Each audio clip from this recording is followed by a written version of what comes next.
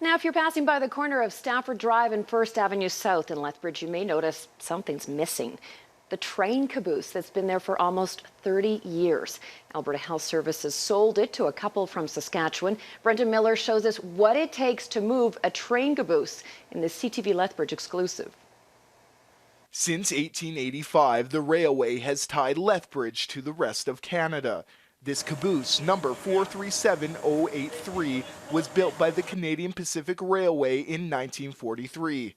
40 years later, the cabooses were taken off the line and CPR put 52 of them up for sale. The Lethbridge Health Unit purchased the caboose 28 years ago to pay tribute to our railway history. It's very hard to understand if you think of transportation as today, that you don't understand how vital that train was to our life. But now the landmark was sold by Alberta Health Services. Saturday morning, the caboose was loaded onto a flatbed truck destined for Saskatchewan. Well, I think it's too bad. It's been there for years. It's kind of like a landmark, and we're going to miss it. The caboose and the engine there would be, for most people, one of the true reminders of the railway system. And many people remember as immigrants, as new Lethbridgians coming and into Lethbridge through the train station.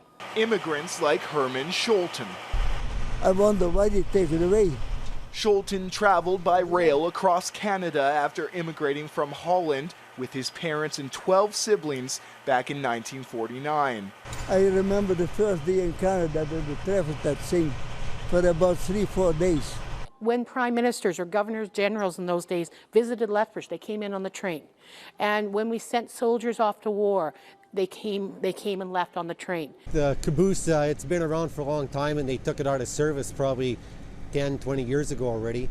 And you don't see these around anymore. Randy Renas and his wife Shirley purchased the caboose from AHS. We want to put it back to the way it was. Randy recently retired from CPR after 35 years. But you know what, this just brings back lots of memories, and that's about it.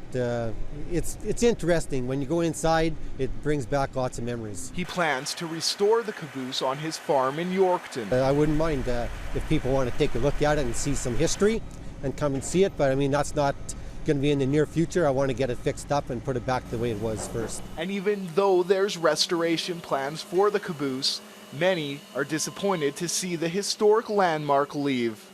Even though we don't own it, it's connected to us. And it is very hard to see those pieces disappear because it is our memories and it's our history. Brendan Miller, CTV News, Lethbridge. Now, we reached out to Alberta Health Services to find out why the caboose was sold, and here's what they had to say. I would like to apologize to those who feel we did not provide enough notice about the sale. While it had no particular historical tie to the city, it was something that was of personal significance to local residents. We estimate the restoration of the caboose would have cost thousands of dollars plus ongoing maintenance costs. We thought it was better to spend those funds on health care delivery. The caboose was sold for around $2,600, and the buyer also paid the relocation costs.